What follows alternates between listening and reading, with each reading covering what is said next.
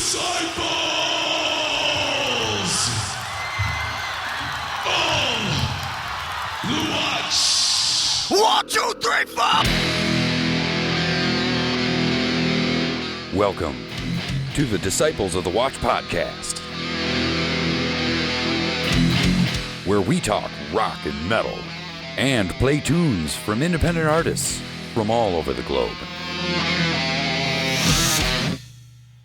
And now your hosts, Gene Vogel and Nate Matnich.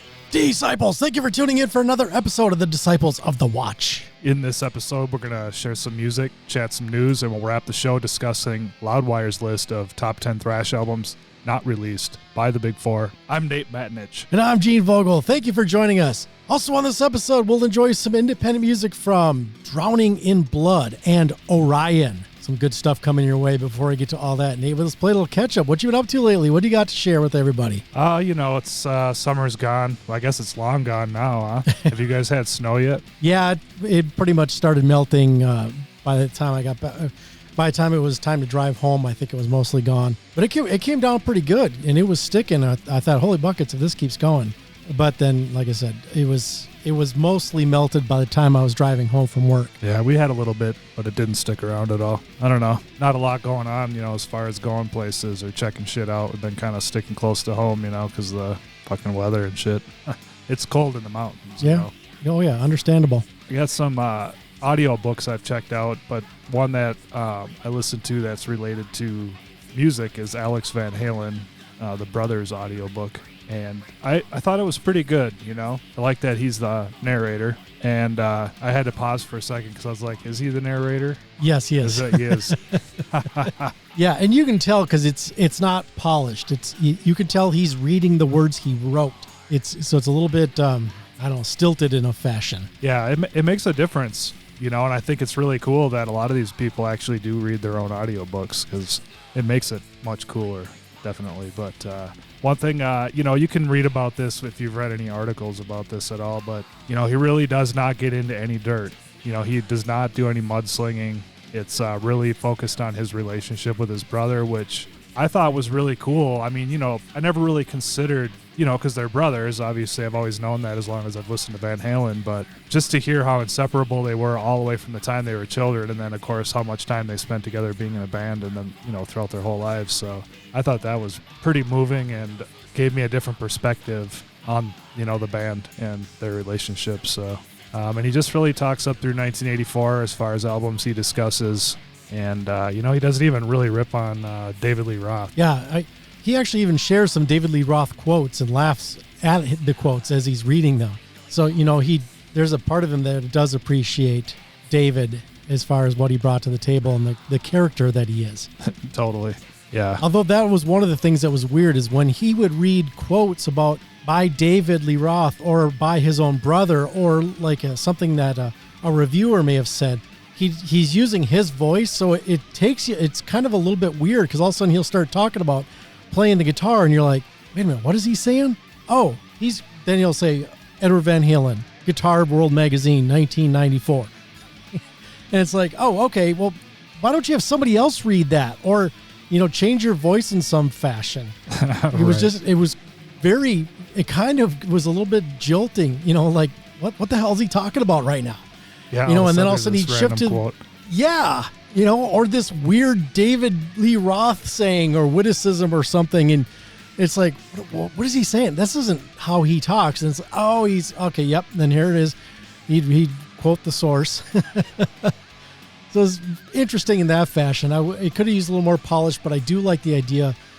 It was read in his voice, but in a way it's almost too bad they didn't try to get him to do like multiple takes. And I'm sure it was just he probably had no desire to polish it. He probably just wanted to get the damn thing done. He's like, I took this time working on getting the book out. Now I got to read the goddamn thing. It must be a short book, the physical book, because it was only like a 6-hour audio, compared to, some other ones are, 20 hours long. Yeah, it is a quick burn. Yeah. Yeah, he really gets into some good details about Eddie too, and his obsession with modifying stuff to try to catch sounds that were in his head that he was trying to, express. So he was always fucking with shit to to try to create a sound. And so I went back and I listened to a bunch of the early Van Halen stuff right after I listened to the audio book, and was really tripping out actually on Eddie's guitar sound and how unique it actually is. Oh yeah, that's why like when you're watching what's the movie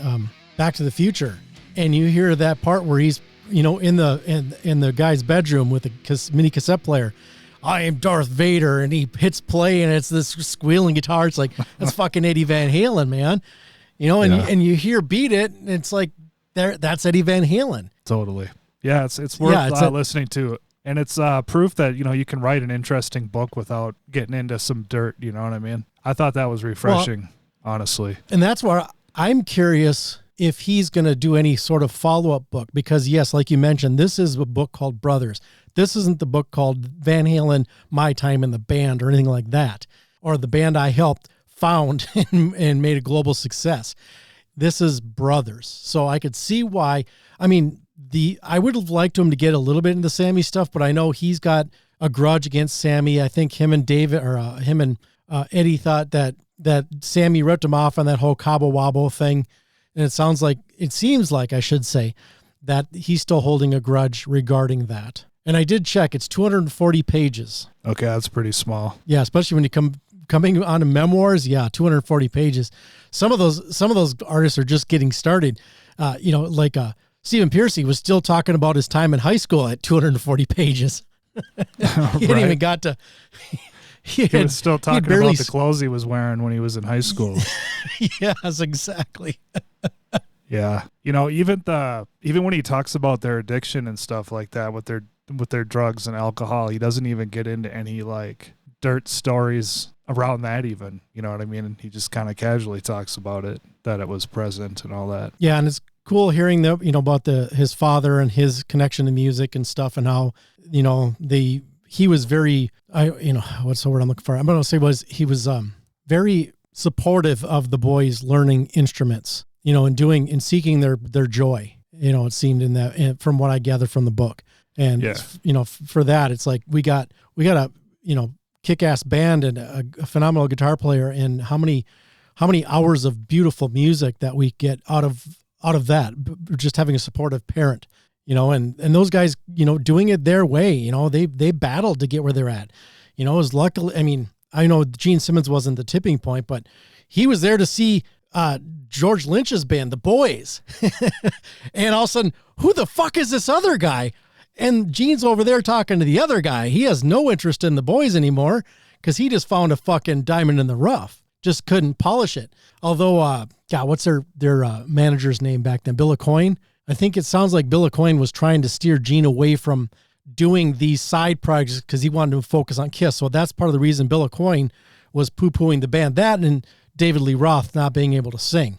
Although, and they cover that, he covers that in the book too, because that was one of the pieces, that was one of the difficulties he had to overcome, is like David was a front man, but he just couldn't sing well enough. And I didn't realize that he actually saw a vocal instructor and then got that hammered out before they started recording, and made a big difference. Yeah, I thought that was an interesting detail in the book too, because when I went back to listen to some of the albums, he's got a unique vocals for sure, very recognizable. Definitely. And sometimes I feel like it sounds almost really odd, but it fits the song, but it sounds like, I don't know, odd, I guess is the word. But he's not going to be out there doing any power metal anytime soon or anytime in his history.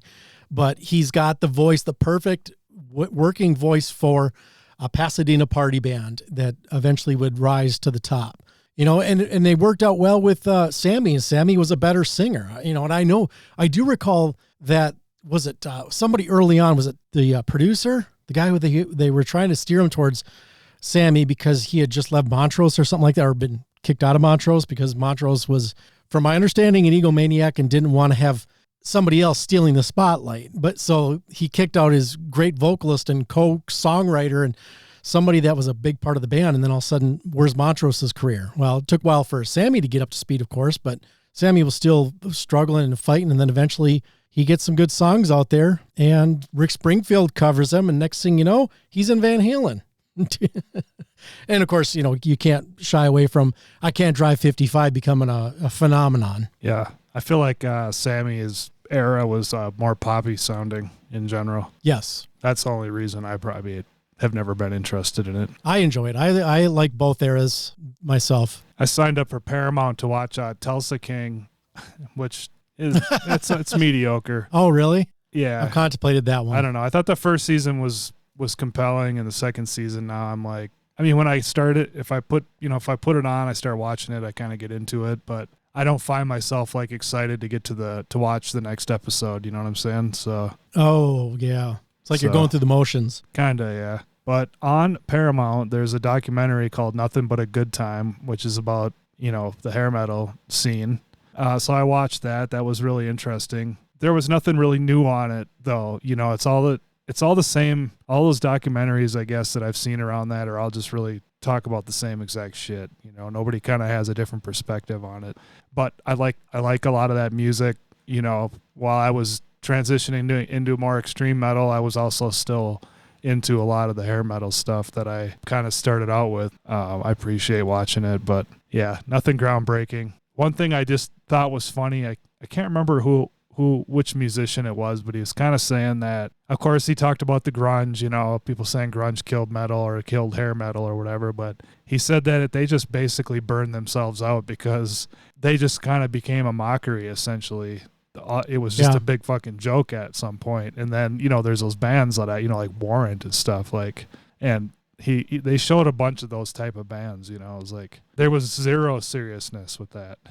You know what I mean? It was like people got way too tired of that. And then, so of course grunge comes along, and it's a little more, it's all the way more serious. Yeah, it's a genre that ran its course, just like, punk and, various other ones. Yes, there's probably, there's still undergrounds of those things, but as far as like peak popularity, everything kind of has its peaks and valleys, or it has its one moment of where it peaks and then kind of just maintains or drops off gradually over time. I mean, how many people are doing surf music anymore? Think about that. Right. So you'd recommend it, but don't expect to be wowed by it. Yeah, totally. Okay. Cause that's on my list and I keep forgetting about it. And I saw it in your notes and I was like, oh, that's right. I forgot about that one. Cause Angel and I will dig through every once in a while, and God, what was something? I'm trying to think what the hell we watched. We watched something and I can't even think of what it was. And it was like, oh, it's kind of nice to return to watching a film or a documentary versus just episodic television like we've been doing for so many years now. It's 3 1-hour, series show, episodes. Oh, okay. So it's not a huge commitment. Kind of breaks it up. Oh, it was the Brats, where they're talking about the Brat Pack from the 80s and all those films and stuff. So Rob Lowe and a few other people that were involved in that. That's right. That's what we were watching.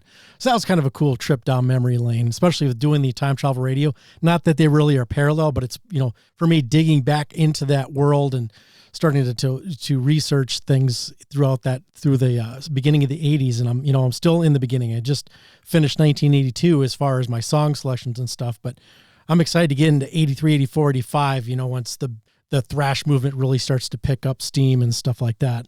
But that was still a lot of fun. The Brats, if you're interested in that. Yeah, I might check that out. I mean, it's amazing to think, but the 80s are 40 years ago now. So yeah, we're getting old, dude. That's history now, I guess. Yeah, ancient history.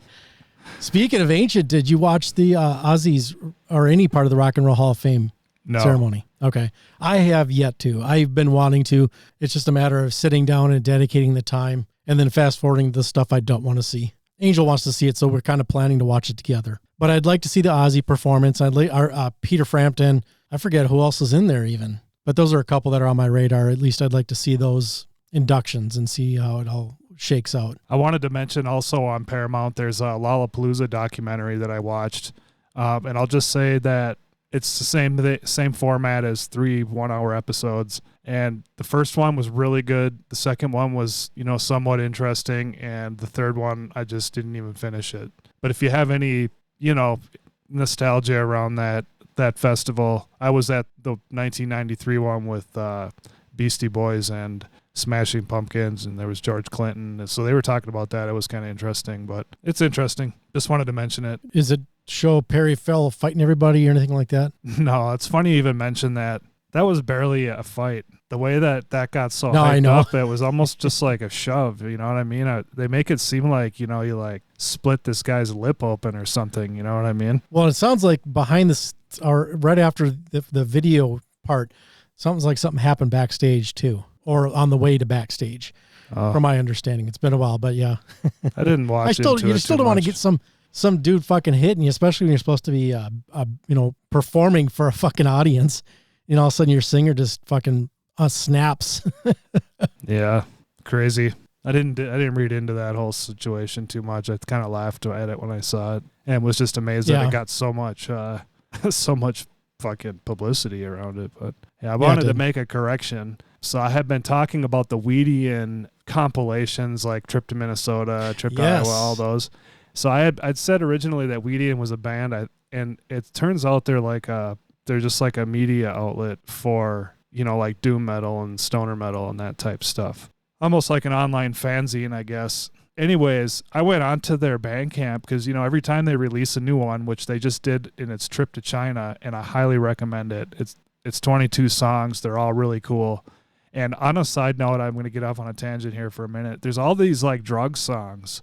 And I just find that interesting that, because I know China has got, you know, I'm pretty sure their drug policies are probably pretty fucking zero tolerance. And, you know, the fact that these songs are all about like doing psychedelics and smoking weed and stuff, there's a lot of that in there. I thought it was kind of a trip. But the songs are super fucking cool, man. So I definitely recommend it. But anyways, so I went on to the Bandcamp when I figured out who Weedian was, and they have tons of these compilations. Like pretty much all of the states in the United States are covered, and there's some other countries on there. So that is a massive amount of, like, you know, stoner metal and doom metal and all that type stuff all in this one site. I've been buying the new ones as they've been come out, but now there's all these old ones I've been going back and checking out as well. Nice. Trip to Mexico. Oh, yeah. Trip to Denmark. Oh, they got a Halloween special. Or Halloween. I said that wrong. Halloween special. Trip to Japan. Man, to Brazil. Got to check that one out, too. Hot damn. They've done a really good job, because most of the ones that I've listened to have really good songs. You know what I mean? So somebody's devoted to just like listening to this music all over and then like notating these songs, and fuck, that sounds like a fun job, actually. I wonder how good of a living you could make doing that. Oh, shit. Well, we both covered a little bit of ground. We both did the Alex Van Halen Brothers book, so that's one that I've gotten through and enjoyed it. And yeah, it was a quick listen. Another one that wasn't so quick was Geezer Butler's book, which I also enjoyed. Finally got around to that. He reads really slow. And then I listened to it. Yeah, I did too, but he's slow. Like, oh, okay. Yeah, I have mine sped up a couple clicks so I can go through it a little quicker. But yeah, that one I think I think that's maybe when I realized, I'm like, why is this kind of slow? Oh, shit. I'm going to listen to this at 1.2 or whatever speed just to get it up. And then I did pick up Rob Halford's Biblical. So that was the follow-up to his first book. And just finished that one actually this weekend. Enjoyable, but not as... I wouldn't recommend it as much as I would his first. But I would say if you're a Halford fan or a Judas Priest fan and you want more of the bits, then I would definitely recommend checking out Biblical if you can get your hands on it for a reasonable price, or if you just want to buy it at wholesale just to support Rob or support the book company or whatever the case may be. But I'd recommend it, just not strongly. Yeah, I didn't realize he had a follow-up book. Yeah, I'm not sure when it came out, but I went to go use one of my credits on the Amazon Audible, when I went to use my credits on Audible. And there it was. I'm like, oh, I think I had it maybe I had it on a wish list or something. I don't remember. But at some point I just decided I'm going to pull the trigger on it and give it a shot. You know, he reads it too. So that's part of the joy of it, is maybe getting the audio book versus getting the reading book, because then you get to listen to Rob reading his story, you know, and he does tread some ground. You know, he talks a tiny bit about his boyfriend's suicide and various other things that he kind of talked about. And he does even talk a little bit about Ripper in this one too. So there's, he covers a broad base of everything throughout the years and through his time outside of Priest and stuff like that as well. And he kind of sets it up in like, Genesis. It's the beginning of his career. It's Judas Priest. And then, he kind of goes through all the way through Revelations and stuff. So it's kind of laid out in that type of format. So like I said, I'd recommend it, especially if you've heard the first book. But if you haven't heard, I'd say go check out the first book first. And if you decide you need more Rob Halford, then definitely check out Biblical. I got a vacation plan, Nate. I'm looking forward to getting back. It's one of those things where every time I leave on vacation, I always think of all the shit I could be doing when I'm at home. But part of the reason you go on vacation is to get away from all the shit you got to do at home. So I know once I get on the plane and I'm disconnected, then I'll be fine. But it's just the anticipation of having to deal with it. Plus, I'm going to a concert the night before, which means I'll be out late. Then I got to get up early and get to the airport because Angel's going the night before. I screwed up. I totally forgot that we had the concert to go to, or that I had a concert to go to. So I didn't have it on the calendars, and that messed up the plan. So I just changed my flight. So instead of leaving that day she's leaving, I'm going to go with the day after. So one less day, but it'll still be, a good amount of time visiting family out in California and hanging out. And then in December, I'll be getting my solo journey on KFAI's The Root of All Evil at 90.3 FM here in the Twin Cities. So if you're local to this area, you can hear me at, this will be December 8th at 1 a.m. in Central Standard Time. That's when I'm kicking off. I don't know how well it's going to go, but it'll be fun. I'm chomping at the bit to be solo because I've been working with other people and I've been getting their musical contributions. It's like I'm just looking to program my 5 hours of music and run my 5 hours of music with a few, early. It seems like we get a lot of requests in the first hour, and then things kind of go hit or miss once it gets deeper in, because then we're into death metal and black metal. But occasionally you'll play something that sparks somebody. Will be like, oh my God, this sounds like Angel Witch. Play some Angel Witch. Okay, that may be a bad example. I was trying to think of like a death metal band or a black metal band. Angel Witch was the first thing that popped in my head. Completely not black metal, completely not death metal. I got too much new wave of British heavy metal shit on my brain with all this Time Travel Radio 1982 going on and 1981 and all that jazz. But I'm looking forward to getting started. It's going to be nerve-wracking to start just until I get down, the system. It's like kind of like when we started the podcast, almost 11 years ago now, Nate. Learning what we needed to do, get the sound quality sounding good, speaking better, just getting through all of that stuff. So the 10 years or almost 11 years of doing podcasting is definitely going to translate into that format. Other than it's not edited, I'm doing it live, but I'm also talking less. But it's more about the musical programming and connecting with the listeners. And, and the cool thing is it's real time for those who are listening at the same time, either on the live stream or locally. And then, getting on Discord and chatting with people and sharing musical stories or getting suggestions via that method and whatnot. Sounds really cool. Yeah, this is the beginning. We'll see how long I can last, but people have been doing it for years. I mean, Earl Root, when he started this in 1987, he did it until the day he died in early 2000s, like 2002, I think, when he passed away. So, where there's a will, and Earl used to do it every week. Here we got a rotating group of hosts, so there's a little bit more, you're not as under the gun as like what Earl had, but it was also his show, and he probably could do whatever he wanted, play a little loosey-goosey, and of course getting guests in there can help too, because then you can chit-chat and shoot the shit with a band or with an artist, or even getting live bands in performing live, which Mara the Death does. But of course now she's got some stuff going on, so she's going to be bowing out for a little while, so we'll see how long that'll last. But we are going to be down one host, but now I'll be stepping in, and that'll help out to keep the the hosts from having to be all burned out. So that's everything caught up for me, Nate. Let's get to the music. What have you got recently as far as new stuff? I got a few pretty cool things. So periodically I check eBay and Discogs for the first body count with Cop Killer on it, and it's really expensive. It's always like $200. And I don't really want to spend that much. So anyways, I was scrolling the other day and I found on eBay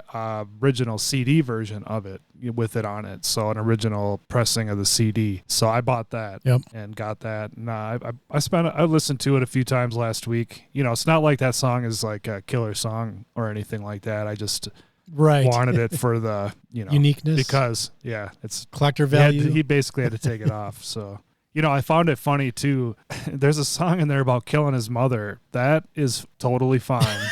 but do not talk about That's perfect. killing a cop. I mean, that's, you know. Patricide is A-okay. But if you're going to talk about killing anybody with law enforcement, we've crossed a line. Yeah. Anyways, it's the whole album in general. It's not like a super kick-ass album, but there are some really cool songs on it. I do enjoy listening to it, so I gave it a number of listens right after I got it in the mail. I got Prophecy, Soulfly's 4th album, and that was thanks to you tipping me off that was on sale on Amazon for like, you know, what was like $13.99 or something. Yeah. Yeah. I wonder if they ordered like a bunch of the first few albums or something, and then they realized that Prophecy wasn't selling like the first 2 albums, and then decided to put a discount on it to clear some volume or some inventory. I suppose because we just got 1 and 2. Yeah. Right. Yeah, it's a double album, but it's double because there's only like 3 songs on each side. So it's not like there's, you know, a bunch of songs that they needed a double album. Right. I guess for sound quality, that's all cool.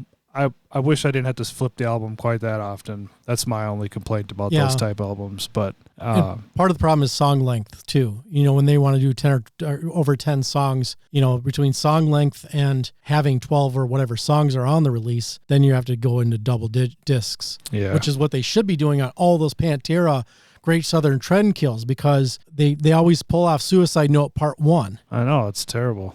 That's why you have to get the double. I feel like you miss something if you don't get the whole thing. If you want to listen to that record and all of a sudden it's gone, it's like that's sacrilege. Well, Prophecy's a killer album. I kind of hadn't listened to it in a really long time, and I totally forgot about songs like Moses and Parada. But then I was listening to it here just before we started recording, and there's just so much good instrumentation on there, and you know, with it's just really good. There's some reggae elements and other kind of world type music elements in there. And Dave Ellefson plays on, I think, 4 or 5 of the tracks. He's a bass player for that. And then they had another guy whose name slips my mind at the moment. But yeah, I was glad you turned me on to that one. That was the last really Soulfly album that I had bought right when it came out, and then I kind of didn't really pay much attention to them until some of their last albums here. Blood Incantation came out with a new album called Absolute Elsewhere. It's a fucking killer album. It's one of the best death metal albums ever, in my opinion. And I'm seeing it all over the place. I'm seeing all kinds of people mentioning it, and it's getting a lot of attention. They've got a guest appearance from Tangerine Dream on it, and there's elements that sound like Pink Floyd and Rush, and then there's death metal, of course. Man, it is a fucking killer album. I highly recommend that one. It is the most unique death metal album I can think of. I also got Rollins Band Lifetime, the first Rollins Band album, and I only got it really because of the song Gun and Mouth Blues. I'm not a giant, Rollins Band fan, and I do have this on CD, but I got it on vinyl as well, and I put that song on right away, and it was like, yeah, it's worth it just for this song. Nice. One clarification. I think I said patricide earlier. I meant matricide because that's the mother. Talking about killing his mother, not his father. Oh, so right, clarification there. I don't want people going away misusing words they heard on our show, thinking that that I'm educating them. And if we're going to be informative and education podcast, then I need to make sure I'm presenting properly. Moving on from that, Prophecy, same thing, picked it up on vinyl, 12 tracks. Did they have the hidden track? I was going to listen to it today, and I got busy doing other stuff and then realized, it's time to get ready to start recording. And I know there's that hidden track called Wings. I'm assuming that's in there? I didn't get to that side of the album yet. Oh, okay. I'm not sure. I got to side C. And was that Moses on side C, or is it Born Again Antichrist, do you think? No, Moses is at the third song on side B. Okay. And then Parada is on the first song on side C, I believe. Okay. Yep. Good stuff. In the Meantime cover. Forgot about that. So yeah, I picked that up. I also picked up the remix of Pink Floyd Animals. Target had a deal where you could buy 2 for the price, or buy 3 for the price of 2. So basically they would knock off like a chunk off of each one you ordered, instead of like just eliminating one from your cart or the price. And I'm sure it's probably just for return reasons. So you can't, if you return something, you're only going to get a little bit back, or, however that they work that. It doesn't matter. I'm not returning anything, but that was one of them, because that's been in a hole in my Pink Floyd collection is Animals. Not a strong album for me, but still great to listen to, especially if you want to like just sit there and listen to chunks of Pink Floyd.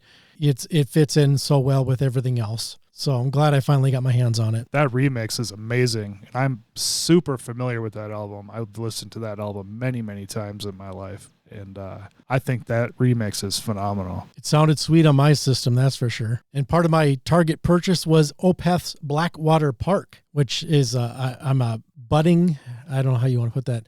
I dig some of their more recent works, but I didn't really care much for that last album. I always, every time I revisit it, it's like, there's just something missing here or something not quite right. I'm looking forward to their new album that they're working on. It sounds like there might even be some death metal stylings in there as far as the vocal styling. So I'll be curious to see how they reintroduce that. But I mean, they do that in Blackwater Park. So it's a great album. I'm really digging it. I know it's one of those that people say is their high watermark. So I don't know if it knock off one of my favorites, but I definitely need to listen to it more. I've only spun it the one time since I've gotten it, and I'm still waiting for my third one as far as my collection from, or my purchase from Target. But one thing I did get is I was at Walmart, and I don't even remember why. Oh, I think I was picking up, they have a string cheese, a smoked string cheese that I really like, and I use it in my Bloody Marys when I make Bloody Marys. So I went there to get that, and there was something else I needed, but I always swing by the music section just to take a look, just to see if they can convince me to buy something, something on vinyl, or they may have a special color. And if it's like, well, I don't own that, and I might as well get it. And then I got the limited frickin' Walmart special color or whatever. But they also have these CDs called The Many Faces of. And, so I've got the Iron Maiden, Many Faces of Iron Maiden, Many Faces of Motley Crue, Many Faces of Def Leppard. And I found when I was there this last time, or however many weeks ago that was, and I kind of forgot about it until I started listening to it. And that was the Many Faces of Metallica. Now, the band itself is not, they're the bands that they're talking about, the Many Faces of Iron Maiden, those people the bands are not part of these collections. It's covers, and it's like the Metallica one. They had a lot of new wave of British heavy metal, like on the third CD. And some of it's just like if somebody did a guest appearance. So there's a variety of stuff. And this one's like 2 CDs of covers. And I have to say, the first one, Shadow Bomb, does a cover Ain't My Bitch, which smokes Metallica's version of Ain't My Bitch. So if you even remotely like Ain't My Bitch from Metallica, go check out Shadow Bomb's cover of it. And it kicks butt. I see how they broke it up. So the first one's songs from 1988 to 2003. The second CD is songs from 83 to 87. And I haven't gotten into the second CD yet, but I'm looking to get into that. And there's like one of them's got Tony Franklin and Chris Poland on there and stuff. So there's some, that's a cover of Blackened, but I felt it a little flat. And then the CD3 was the influences in the originals with, like I said, the new wave of British heavy metal type of stuff. It says Wrathchild with Paul Di'Anno, so I'm assuming that, Cloven Hoof, holy shit. I'm going to be playing them on Time Travel Radio 1982 Part 2. Nice. So there's Tigers of Pantang, yep, Holocaust. Yeah, there's a bunch of people in here that some of the bands that I've been playing are going to play. Samson, yep, there's another one. Venom, yep, Black Metal 1982.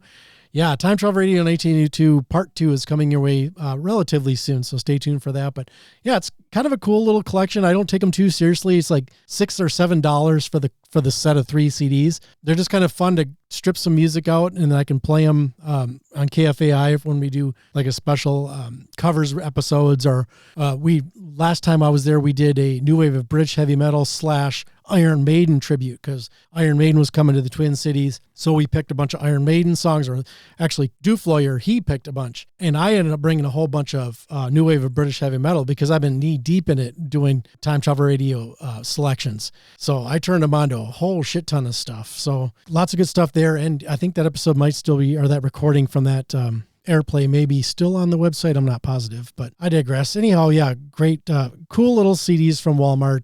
Like I said, they don't break the bank, but I know people like review them and say, Metallica's not even on here. It's like, well, look at the playlist on the back of it. It tells you who is on here, and I don't even recognize most of these bands, especially these ones that do the covers. But like I said, that Shadow Bomb shocked the hell out of me. I'm like, holy crap, I'm not real big on Ain't My Bitch. I guess if it comes on, it's not a big deal. But I heard this one, I was like, shit, I'd maybe put this on a playlist.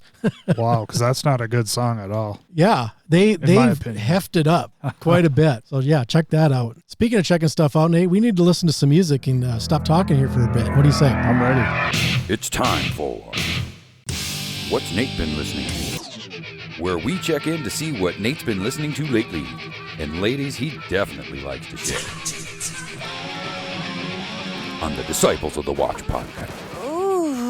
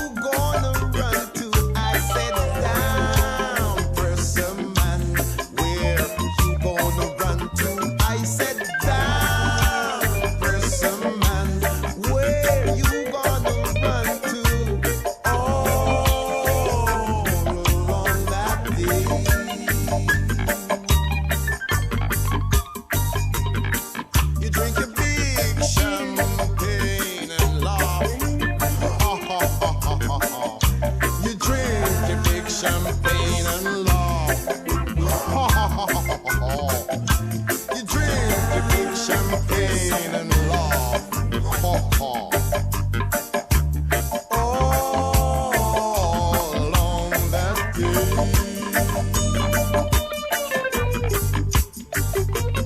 I wouldn't like to be a flea under your collar, man. I wouldn't like to be a flea under your collar, man. I wouldn't like to be a flea under your collar all along that day.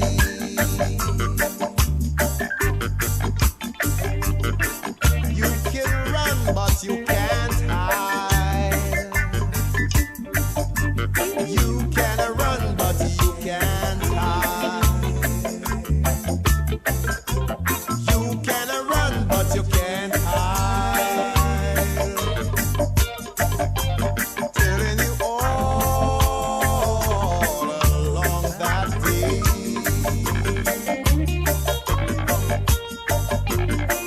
You're gonna run to the Lord, begging him to hide you. You're gonna run to the Lord, begging him to hide you. You're gonna run to Jah, begging him to hide you.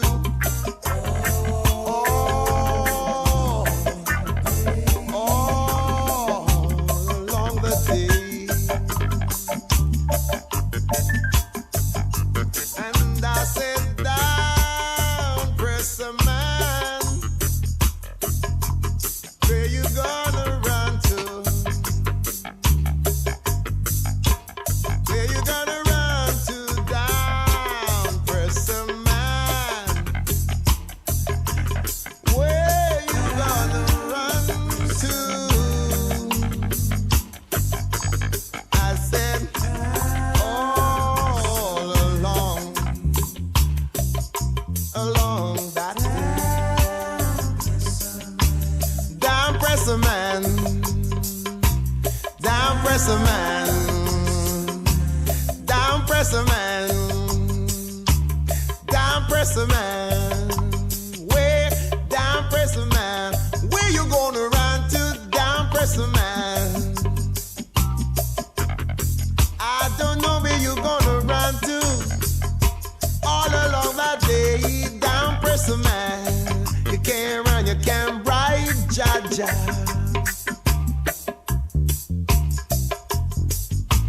Can't call him in a bar. We gon' drink some devil soup.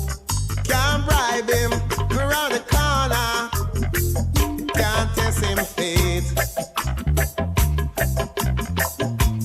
Down press a man, Lord. Down press a man. I said down press a man. Don't run. Down press a man. Down press a man. Where you gotta run to? Down press a man. You can't bribe no one. Them no want no money. They run left money. 'Cause money get funny.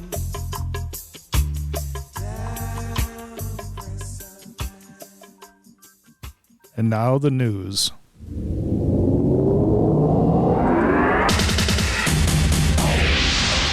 And now, the news on Disciples of the Watch. Nate, not sure if this one was on your radar or not. I saw it, and at first my instinct was, what kind of bullshit is this? And then I went and listened to it. I'm like, okay, I got to hear this. I'm in. I'm going to definitely consider purchasing this. But Thin Lizzy is going to be doing a new album their first in over 40 years. It's an acoustic reworking of their classics. Now, I know a lot of people are going to be turning their nose up at this. It's sacrilege. You're going to take Phil Lynot's vocal lines from the previously recorded material, and they are re-recording the music and doing it acoustically. So his vocals and his voice is still there as it was recorded, but they're redoing the music in a fashion to do kind of like an MTV's unplugged sort of thing, if you catch my drift. I did not hear of this, and it sounds really interesting. If you listen, there's a cover. There is a recording of a sample of the Whiskey in the Jar that they put up there. And when I heard that, I was like, oh man, especially hearing Phil's voice on it. I'm like, I wish they would have done this when he was alive, because this would have been huge. And I'd like to hear, because he's got such a soulful, bluesy voice, that for him to do like this in acoustic, and he's not even there and it still works. And I'm going to be curious if it works throughout the whole thing. But when I heard that sampling of Whiskey in the Jar, I was like, shit, I'm in this. I'm definitely checking this out and possibly purchasing it.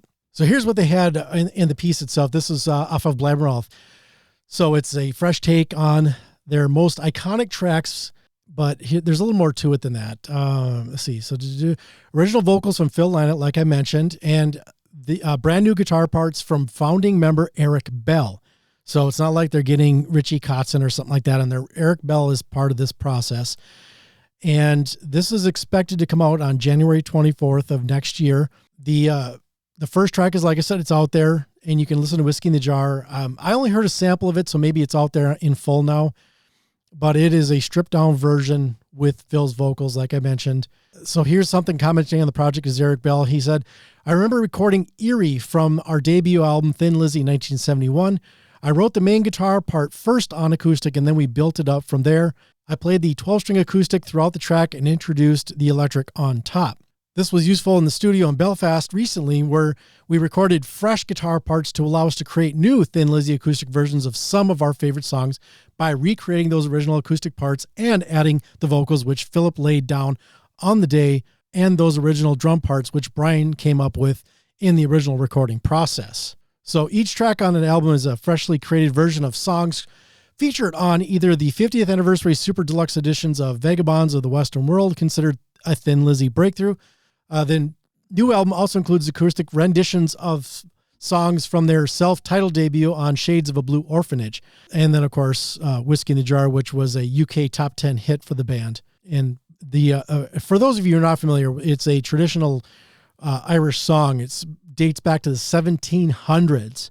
And apparently Phil Lynott was kind of goofing around and playing around with it during rehearsal, and the band decided to play it and became a big song for them. And of course, it's been covered by U2 and the Pogues and of course Metallica.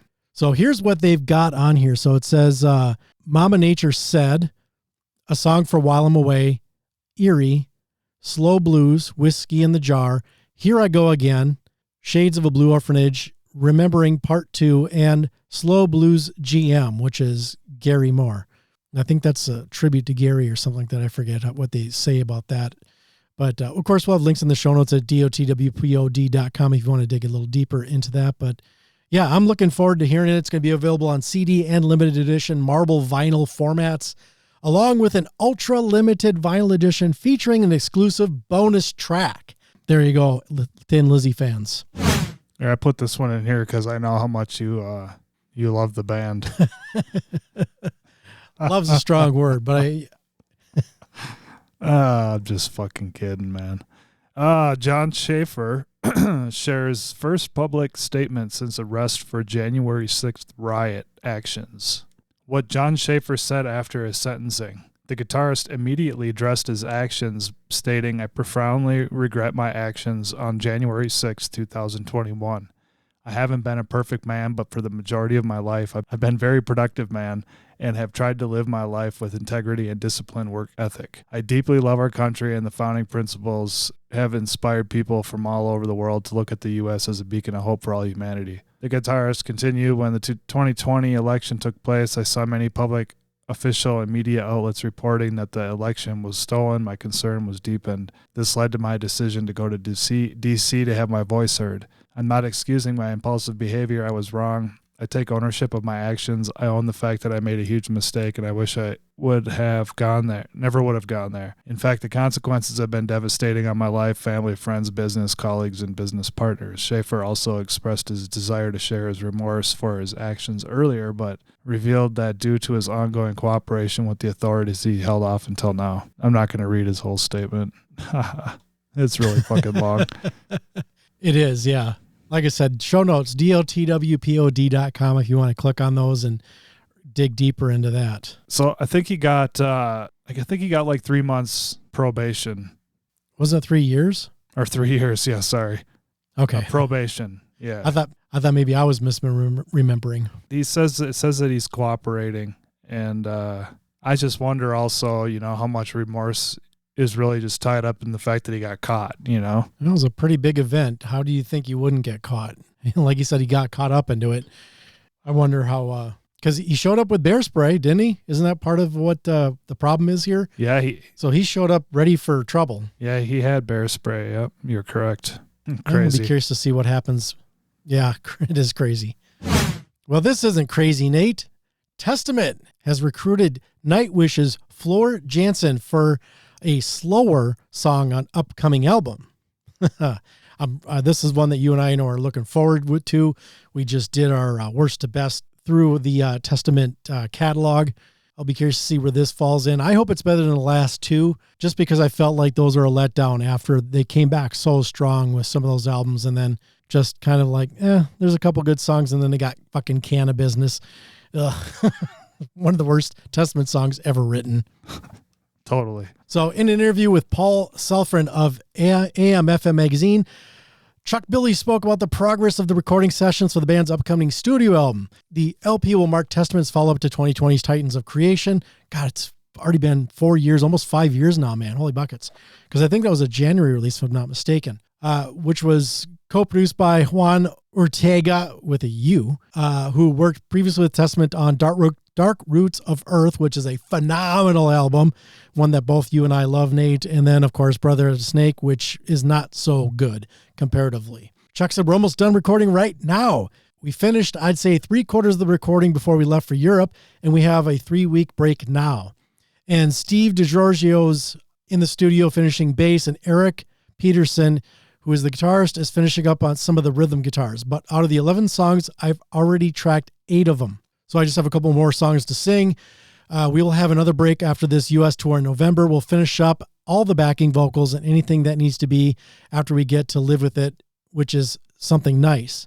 And he kind of goes on to talk about how they're kind of looking forward to spending time listening to it before, before they close the book on it and they can add some polish to it. I think they felt like the past, not Titans, but the one that I mentioned, the Brother of the Snake, I think they felt like that was a rushed album, if I'm not mistaken, or was it the one before that? No, that was that one. That's right. So regarding Floor's contribution in here, she's a phenomenal vocalist. She's a big Amazonian woman that I think is going to be, I'll be curious to see what she does with Testament on this and even just what they do for this song. But going to the specifics about this song, he says, on this record, I don't want to say the word ballad, but we wrote a slower song like we had back in the 80s and 90s that we wrote on this record. Okay, I'm going to pause there, Nate. I don't understand why he's shying away from the word ballad. They wrote a song called The Fucking Ballad. Right. For fuck's sake. They've got some of the best. And they do. Exactly. Own it, man. You guys are very good at writing. Not everyone's been a home run, but when you guys do them, you can fucking do them right. Do not downplay what you guys can bring to a fucking ballad. And I feel like he's doing that. He's trying to soften the blow for all the fucking metalheads. You can't make it soft, man. Fuck that. Stupid. Just fucking do it. Own it.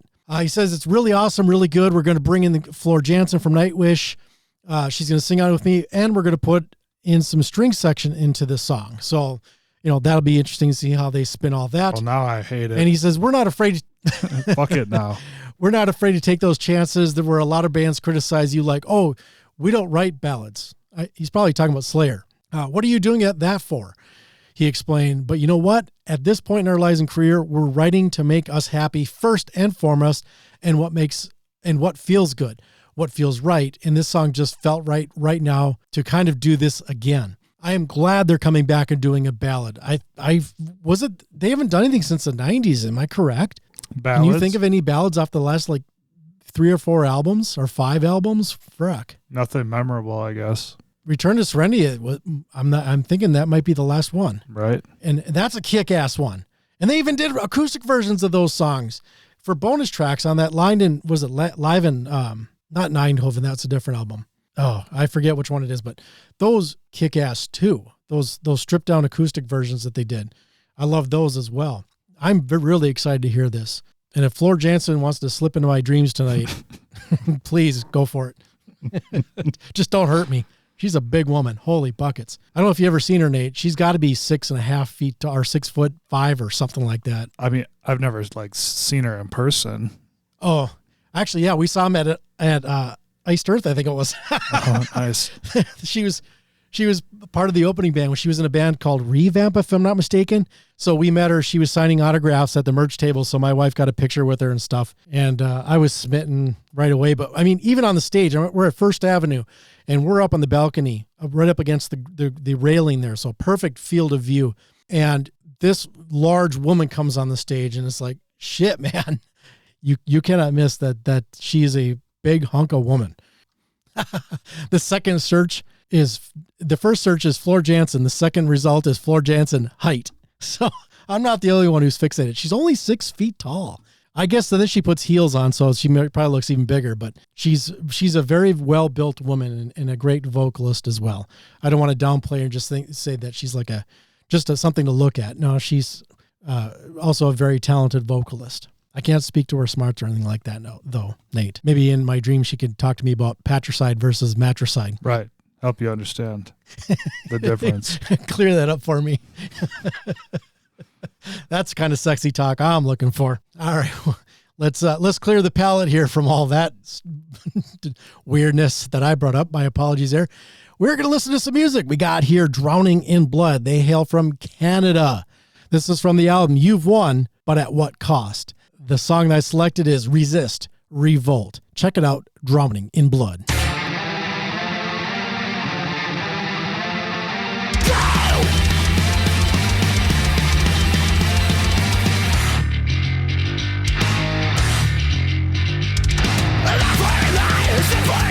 We've been from within, better fight, throw it back to the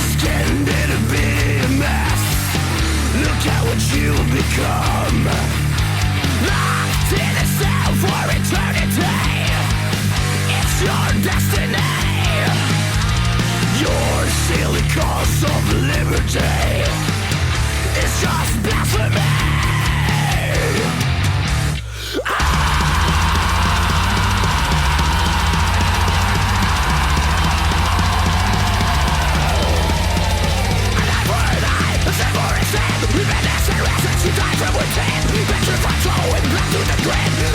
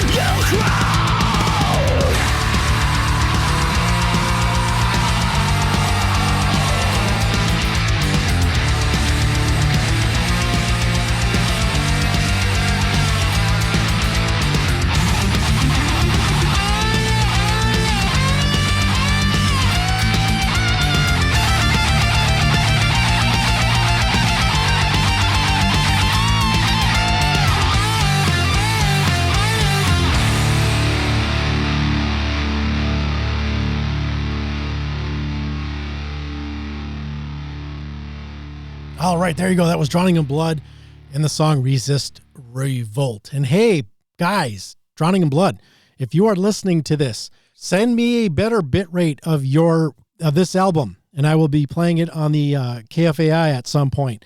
But I'm not going to bring 128K selection to the radio station. They do not like that. We need stronger music to go out on the airwaves. So if you're up for it, send them to me, dotwpod@gmail.com. And I want to give props to Kostas Salamadis for sending that in to us and tying us in with Drowning in Blood. Good stuff. Former Iron Maiden frontman Paul Di'Anno dies at 66. This was fairly recently, but it has been out for a little bit. Yeah, and it was big news when it happened, of course, but it was the Sunday after I was there at the radio station, actually, I think, or the Monday, because I remember sharing it right away with the people with the other hosts, because we had this big discussion going about Iron Maiden songs and new wave of British heavy metal.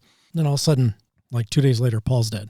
I'm glad you put this in there because I knew we were going to have to talk about it at the beginning of the show, and then I forgot about it until I saw your news pieces, and I'm like, oh, that's right. Good thing you thought you had it in here, because we definitely want to give our props to Mr. Di'Anno. Despite being troubled by severe health issues in recent years that restricted him to performing in a wheelchair, Paul continued to entertain his fans around the world, racking up well over 100 shows since 2023. Conquest Music said in official statement. Di'Anno's first career retrospective album, titled The Book of the Beast, was issued in September, spotlighting recordings made since leaving Iron Maiden. An upcoming documentary on his life was reportedly in the works with producer Wes Orszowski, who helmed 2010's Lemmy, about Motorhead's late frontman. Conquest Music are proud to have had Paul Di'Anno in our artist family, the label added, and asked his legion of fans to raise a glass in his memory. With Di'Anno at the helm, Iron Maiden released their self-titled debut album in 1980. Deftly combining metal, punk, and progressive rock, Iron Maiden influenced countless bands over the next several decades. While songs like Iron Maiden, Sanctuary, Running Free, and Phantom of the Opera became fan favorites and set list staples, Iron Maiden quickly followed up their eponymous debut with 1981's Killers. Di'Anno's second outing showcased beefier production, courtesy of Martin Birch, and even more labyrinth-like song structures. Murders in the Rue Morgue and the title track rank as some of the band's earliest and most promising mini-epics, while the urgent hook-filled Wrathchild features one of Di'Anno's most iconic skyscraping howls, foreshadowing the direction Iron Maiden would take with successor Bruce Dickinson.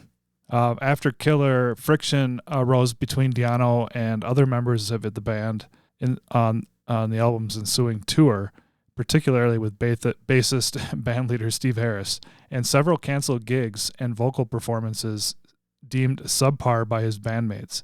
Di'Anno played his final show with Iron Maiden on September 10th, 1981 in Copenhagen, Denmark, and was promptly relieved of his duties. Within 6 weeks, the band was back on the road with Dickinson, and the release of Number of the Beast in March 1982 turned Iron Maiden into global metal juggernauts. In hindsight, Di'Anno agreed his bandmates made the right choice. Paul denied reports that he was fired for excessive drug use, despite previously admitting to snorting cocaine nonstop 24 hours a day during that time. I left Iron Maiden because they were too heavy metal, and Iron Maiden is a money-making machine, and I don't give a fuck about it, he remembered in 2013. It was not about the drugs. It was nothing like that. He quickly added, but you need to take drugs when you're with Iron Maiden because they are so fucking boring. And only drugs were aspirin because Steve, fucking headache. Not the party band, I guess. Yeah. I'm sure they enjoyed quite a bit of pints here and there, but well, he had a good run, and he was in it till the end, man. He just released in July of this year, if I'm not mistaken, an album that's Paul Di'Anno's Warhorse. I played a song, I think it was on last month for the Independent Music Special. That was one of my bonus tracks. He actually covered a Depeche Mode song, and I included that on there, the song Precious. And they did a really good job with that. We actually even played that on KFAI because I brought it up. I wasn't going to bring it to KFAI, but as soon as we started talking about it on the air, somebody in the chat group said, now you got to play it. So we just did. And I'm glad we did because, then we got to at least talk a little bit about the new album. And then, then he died. Not because we played the song. Right. Good. Thanks for clarifying that. I don't want an investigation. Well, yeah, we'll just close out this piece with this comment that he made, Paul Di'Anno. The 2 albums I made with the band were pivotal to the metal genre, Di'Anno told Metal Hammer in 2020. Later on in my life, when I met Metallica, Pantera, and Sepultura, and they told me those albums were what got them into music, it made me incredibly proud.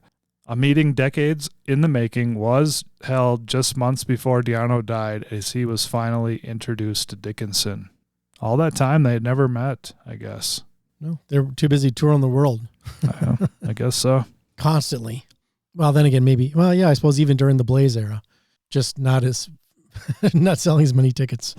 Well, we kind of scratched a little bit of the surface on this one. Alex Van Halen, of course, this was put out, I think, when he was just beginning his press run for the book that was about to come out.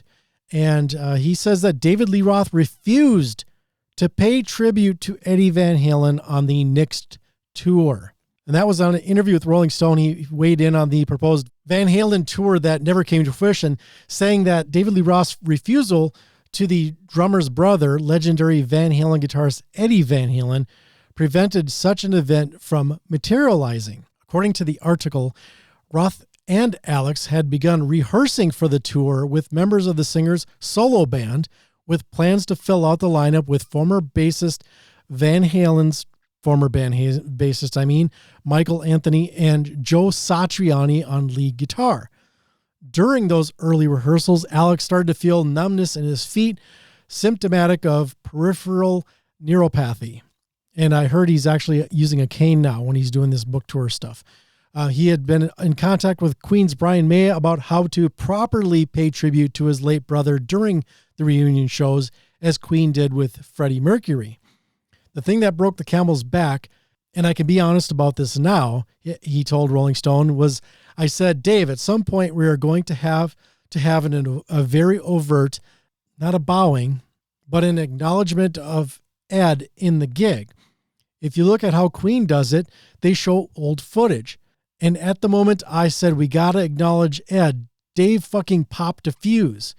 That vitriol that came out of was unbelievable. According to Alex, Dave simply refused to pay tribute to Eddie. I'm from the street, Alex said. You talk to me like that, motherfucker, I'm going to beat your fucking brains out. You got it? I mean that. And that's how it ended. Alex added, it's just, my God, it's like I didn't even know him anymore. I have nothing but the utmost respect for his work ethic and all that. But Dave, you got to work as a community, motherfucker.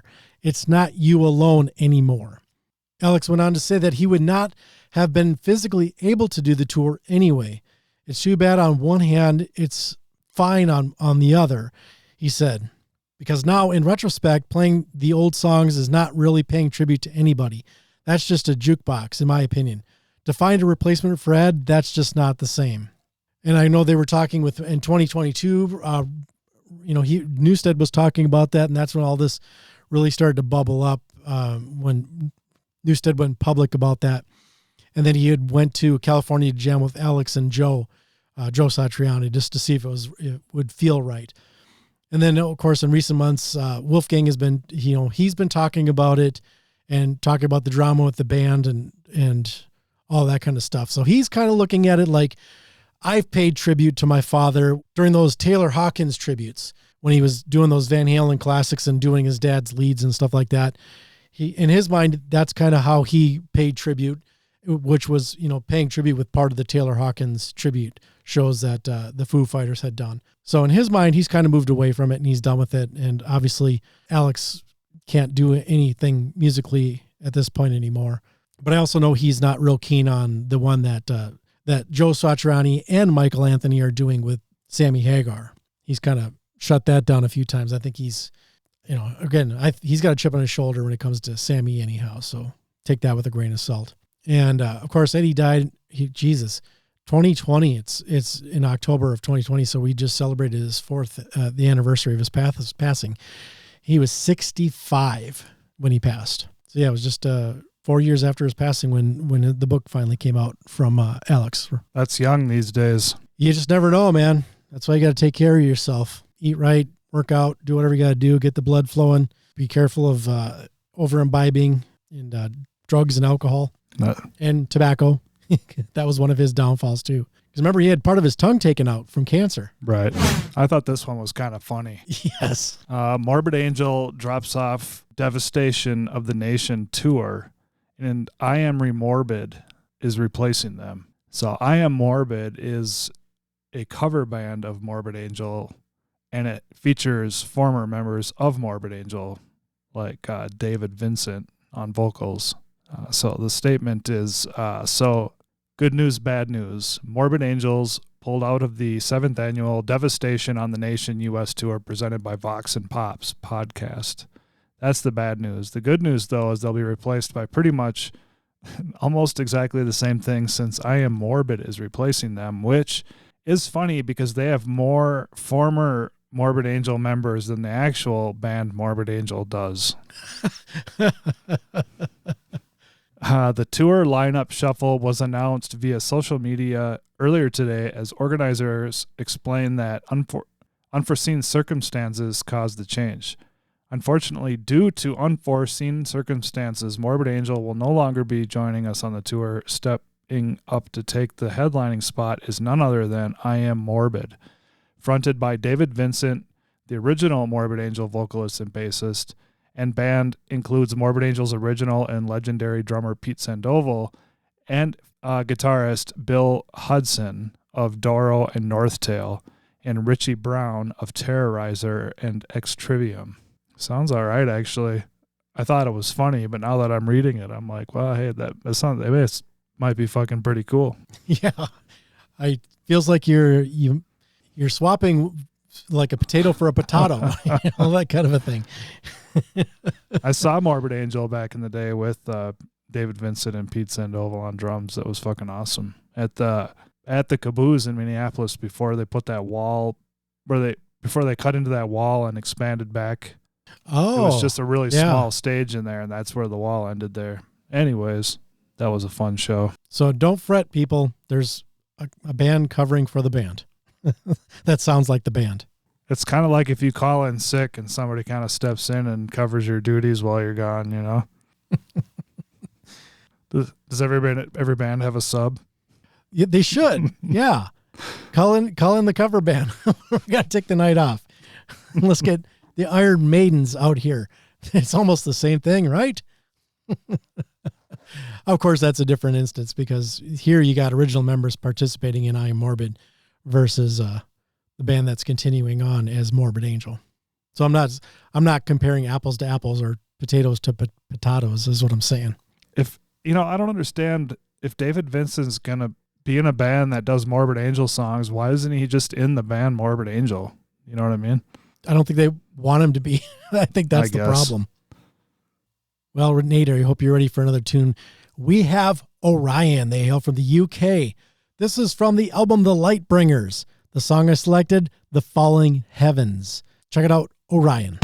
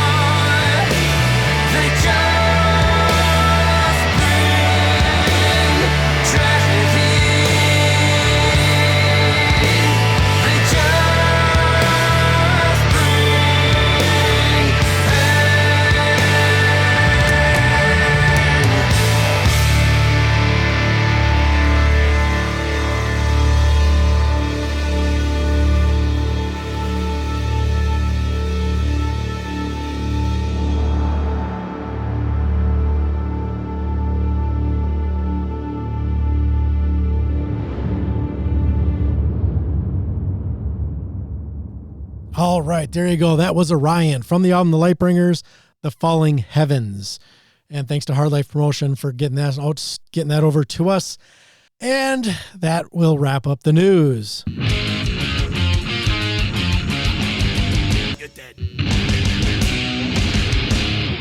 If you're in a band and you'd like to be considered to be played on the Disciples of the Watch podcast, please email us at our Gmail address. And that, of course, is a change. So if you've been paying attention, we are no longer using the music at dotwpod.com. It is now what it used to be, and that was dotwpod@gmail.com. And that'll get us away from GoDaddy trying to charge us a bunch of money for mail forwarding. Them bastards. So, again, dotwpod@gmail.com. And stay tuned to this feed. We got a whole bunch of stuff coming your way. Like I mentioned, Time Travel Radio 1982 Part 1 is out. I've got a Time Travel 1982 Part 2 that is being edited. And we got the independent music specials. I've got the Gimme Fives. Actually, I need to kick out a few more of those. We got all sorts of good stuff coming up. And we just released the worst to best on Mayhem. So if you are a black metal fan, or if you're interested in history, the history of that band particularly, go check out that episode. Nate and I get pretty deep into that, and we talk about the film because we watched the film. I watched the film for the first time, bought it, and enjoyed it, and we had a good hang talking some Mayhem and educating me in black metal a little bit more. All that on our feed. dotwpod.com is a site, and you can find us in all sorts of good apps. Just subscribe and hit auto download so you don't even have to think about it. It'll just show up in your downloaded folder, and then you will be happy and listen to everything that we put out. Right, Nate? Yep, and that film that he's talking about is called Lords of Chaos. Yeah, check. Maybe even watch that before you listen to the episode. A little homework if you feel it. Up to it. Now, for our final talker, Nate. 10 thrash albums, the top 10 not released by the Big Four. Boy, I have a feeling we're going to have some arguments going on this one. I did not look into the list. It feels like these come up every once in a while. Do you recall how fresh this one is by chance? You know, I didn't look at the date on this one. I've got it right here, and that is from 2019. Okay, not terribly so May old. 23rd of 2019. Right, yeah. Yeah, I actually picked it because I like some of the stuff on here. But you know, it's a little dry in the news and lists, and I don't know. The world's in shock with all the shit going on in it, so content's drying up, man. Yeah, and this is a fun list. You know, there's always talk about who else should be in the big. There should be a big 5 or a big 6 or a big 8 or a big Mac. It's like, fuck, just move Mac. on. There's a big 4. They call themselves a big 4. You know, you just got to move on with life. I mean, but then of course you could have like the German big 4, you know, or what they call the Teutonic 4 and all that kind of stuff. So it's kind of cool playing around with it a little bit, but I'll be curious to see the top 10 thrash albums of all time up to 2019. So that's going to miss an Overkill album. That's going to miss that Testament, Titans of Creation. Those aren't going to be part of this discussion. But here we go. Top 10. All right, here's the write-up. Believe it or not, thrash metal does not inhabit a flat earth where ocean waters cascade off a cliff into infinity. Just beyond view of familiar Big Four oceans dominated by Metallica, Slayer, Anthrax, and Megadeth. No, in actual fact, the thrash metal map would be quite incomplete without the crucial contributions of numerous bands and the seminal LPs with which they helped fill in this popular heavy metal subgenre's more nebulous reaches. We wanted to give some of the lesser heralded thrash legends their fair shake. Titans such as Testament, Exodus, Overkill, Nuclear Assault, and many more have unleashed albums that can hold their own among the best Big Four records. Amen. All right, at number 10, we've got Voivod with Killing Technology. Would you consider that a thrash album? Well, I mean, it's got thrashy elements, but I don't know. They do come up as thrash. You know, I'm more familiar with the Dimension Hatros album that came out after this one, which has a killer Pink Floyd cover on it. But I don't know. They do come up in the thrash discussion, so I'm not well enough versed. But they have like 19 albums since 1984. I was surprised to see that because I was curious where this one they haven't stopped was in comparison to Dimension Hatros, which is the one I'm more familiar with. But yeah, I see on Wikipedia it's listed as thrash metal and progressive metal. There you go.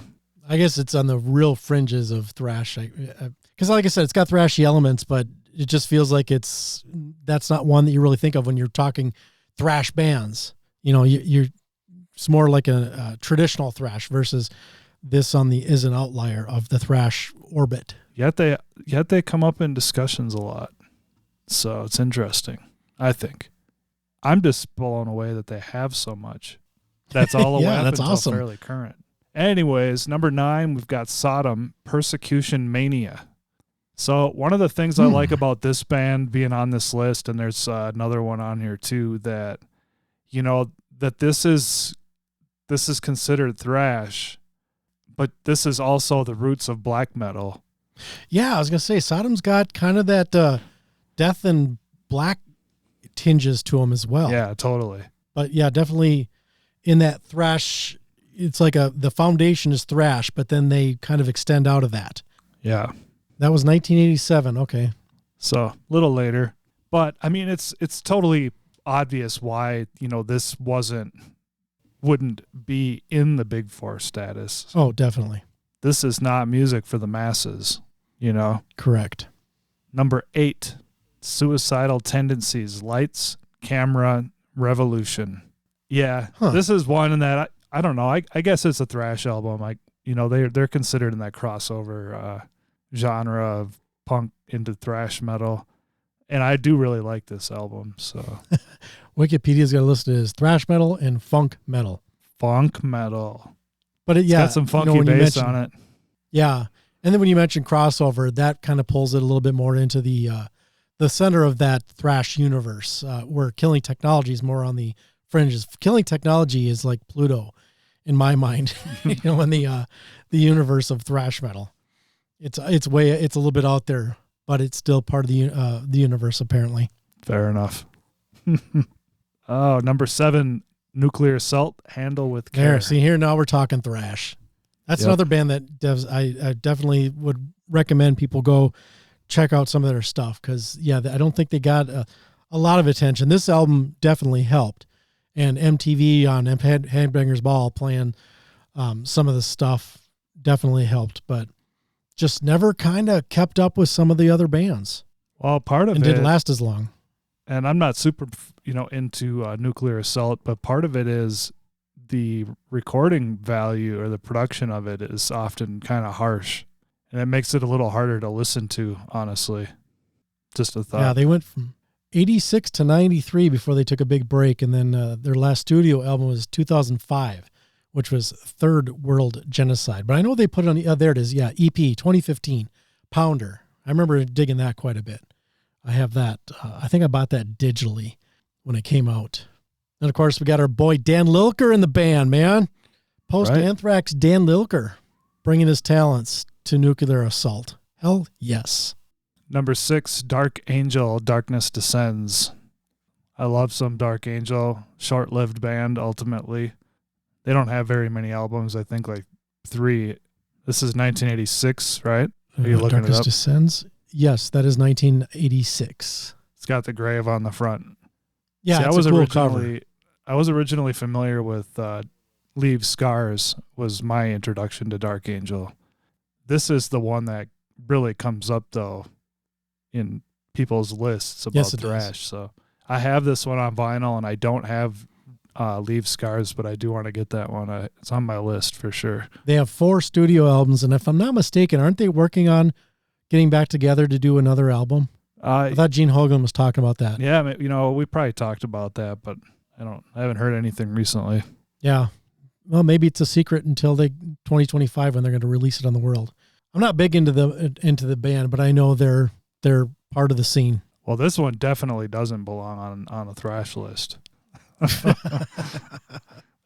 They've got at number 5, we've got Overkill, The Years of Decay, classic. That feels, yes, it is a classic, and that feels like low, number 5. So I'll be curious to see where what beat it out and to get it further from the top 3. or at least the top 4, the big 4. The big 4 if of you the will. list. Yes. Well, at number 4, we've got Creator with Pleasure to Kill. Yeah. Yeah, I'd say Years Decay is better, more important. It's definitely more mainstream. It had videos on MTV, while Creator at this time in their history it had not had anything like that. But this is the other band that I would say comes up as the precursor to black metal. And that's these especially these early years. Creator of this album and their earlier stuff. Yeah, and then they experimented in the 90s and then kind of got back on track in the early 2000s. Or at least I'm kind of paraphrasing on how a lot of the fans feel. There's some people who did dig their 90s output, but I know a lot of people felt like they strayed from the path on those 90s albums. They sound really evil, like Pleasure to Kill.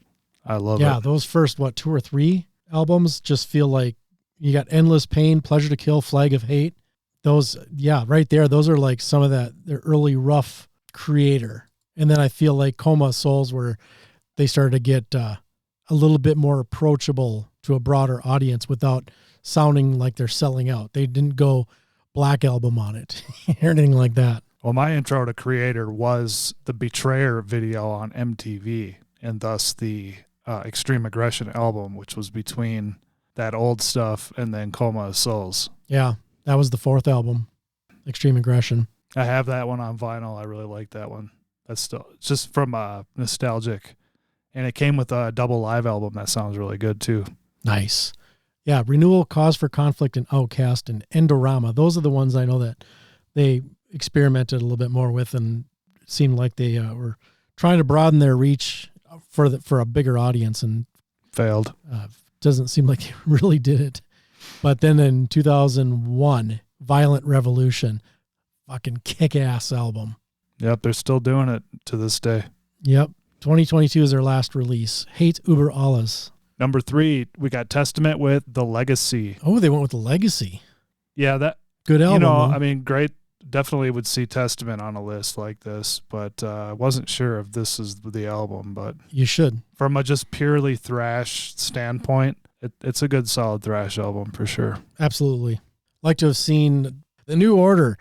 Yeah, I think The New Order maybe more so than The Legacy. Right. That was my first thought as well. But there you have it, The Legacy. I like our choice over The Legacy. I'd say The New Order over The Legacy on the list. I thought this one was really cool to see. And at number 2, it is Sepultura, Beneath the Remains. Nice. Yes. Definitely got to have some Sepultura in there.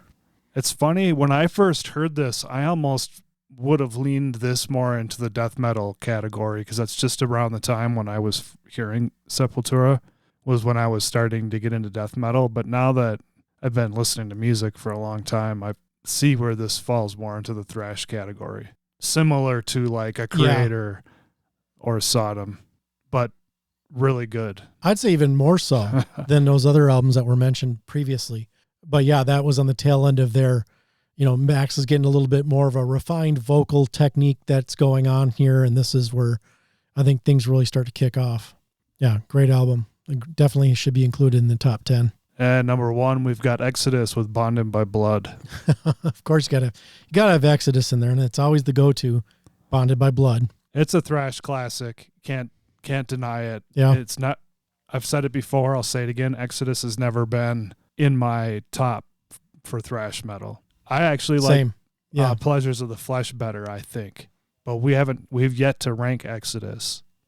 So, but my gut. Yeah, we've been talking about it. I like Pleasures of the Flesh better. But that's just my lowly opinion amongst, a whole scene. I'm kind of scattershot with my Exodus. I picked up more of their more recent stuff, but it's been a lot of just, picking up bits and pieces throughout the years. They were never a strong band for me and still are not, but I do appreciate their everything that they did back in the formation of thrash metal and stuff. And they were, one of those bands that people really got into in that were their peers, and helped show like, let's be crazy and let's have some fun. And that was Exodus, and Paul Bailoff, especially. Sound like he was a nutter on stage and off. Right. Well, I'd say, definitely swap the Overkill and Creator, maybe even the Testament. Oh, yeah, before Overkill Testament, for should sure. definitely be, they should be in the top 3. I'd say if you're going to put Exodus at top and Sepultura number 2, put Overkill number 3 at the very least. If not, put Overkill in front of Sepultura. But that's a tough one. Tough call on those two. They're both great albums, great bands, and both still going. Of course, Sepultura, a different band than they were during this time, different vocalist, but and about to retire. Yep. But Exodus is about to release a new album, so I'll be curious to hear that. I'm glad Steve's back in the band too. I mean, I did like, what's his name, Rob? Yeah, Rob Dukes. I did like Rob Dukes' work in Exodus as well. But it's kind of cool just to have Steve back in the band. It's the heaviest they've done in years, and it sounds a lot like Bonded in Blood. I think they've said that with every release since Bonded by Blood, haven't they? I don't know. I'm just making that up. I'm predicting that's what we're going to see in the news around the album release. Yeah, exactly. It's the best thing they've done in years. I know, blah, blah, blah.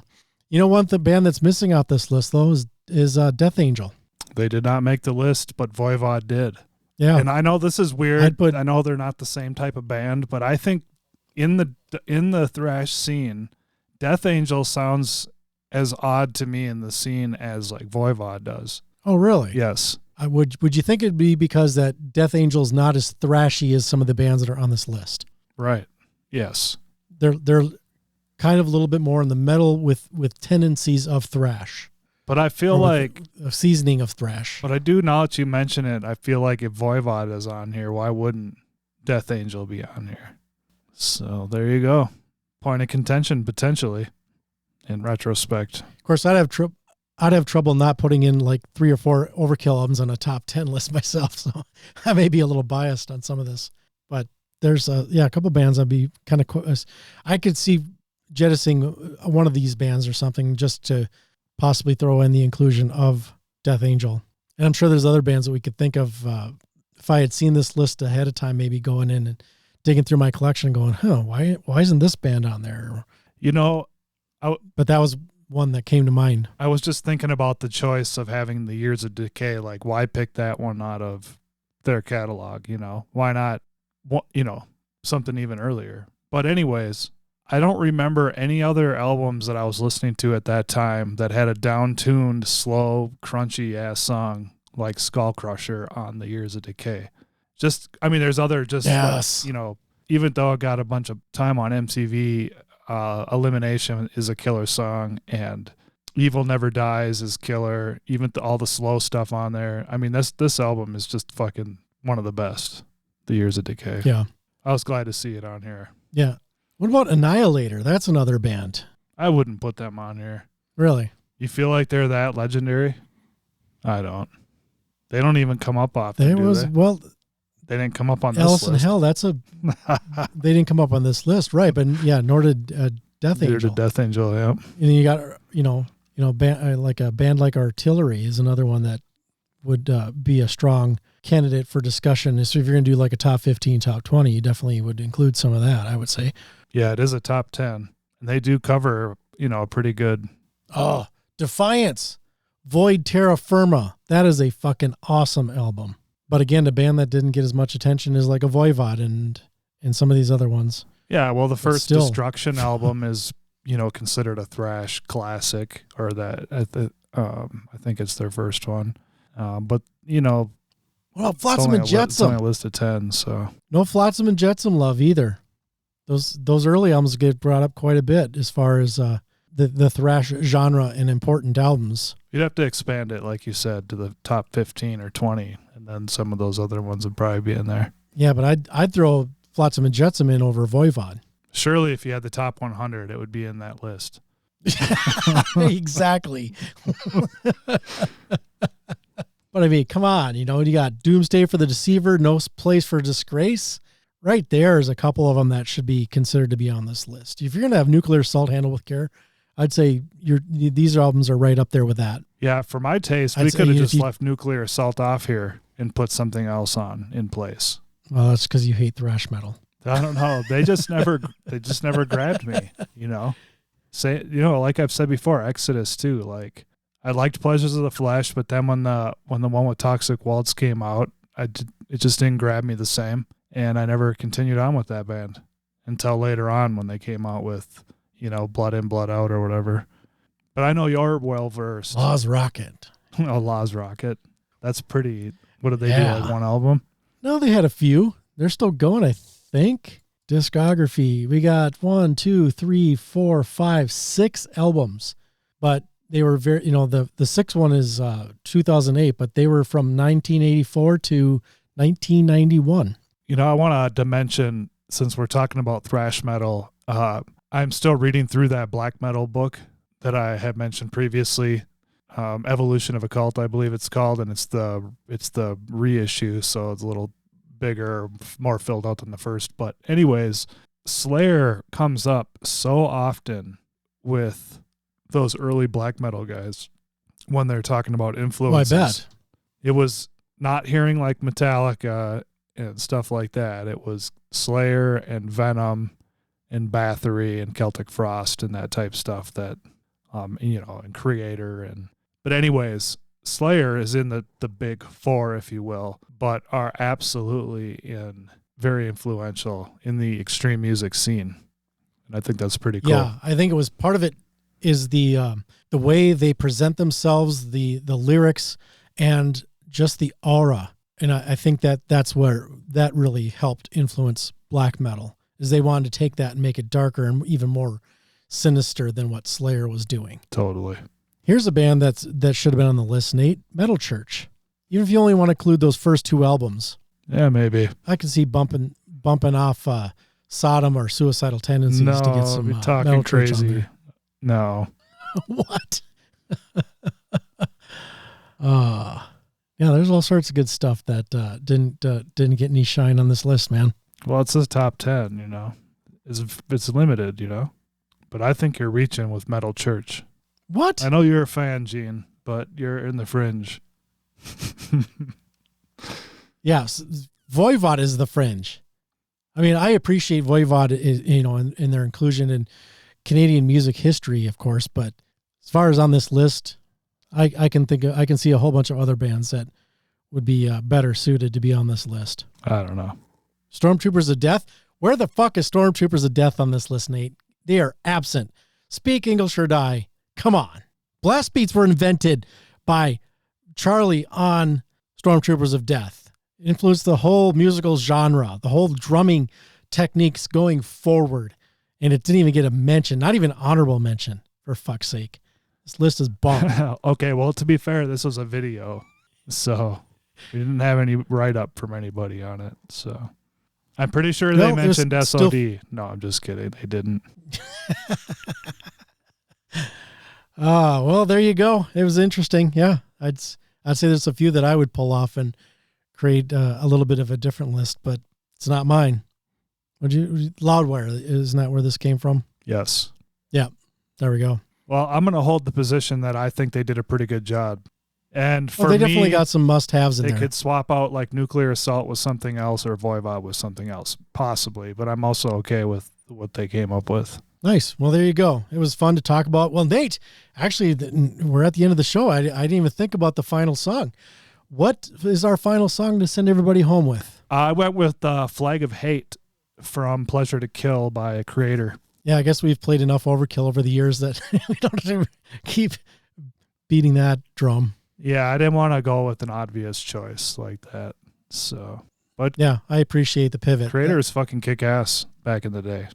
If you like evil metal, man, this is it.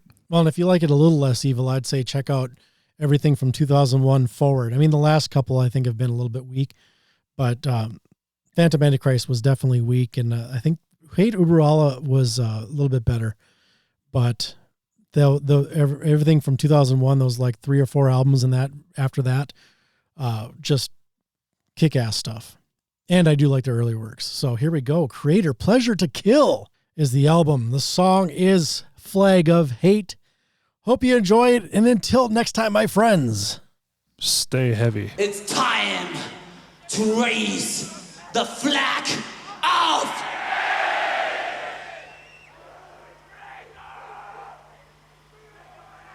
it's time.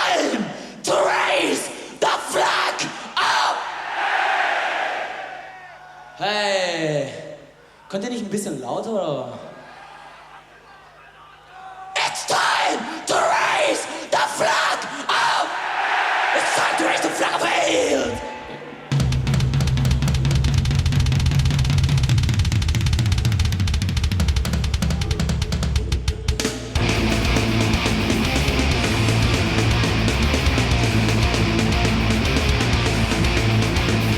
Shadows on the stage, to let the moment die. You can anticipate with the air full of flies. This is ready to the human soul. Come to a war, but you will get told.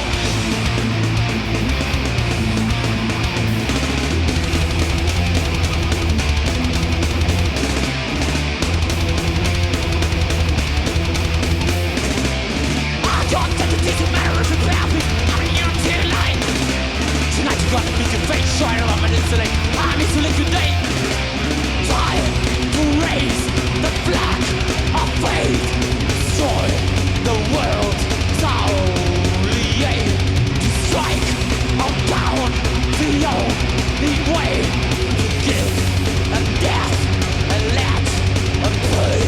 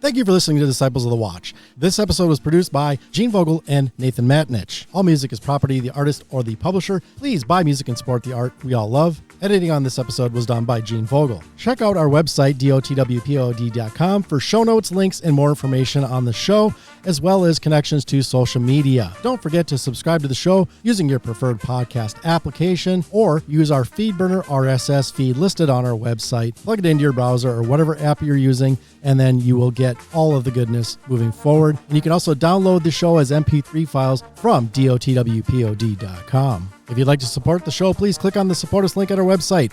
As well, we have Patreon, so you can do a monthly contribution if you so desire, or purchase some of our merch from our website. Thank you for listening, friends, and stay heavy.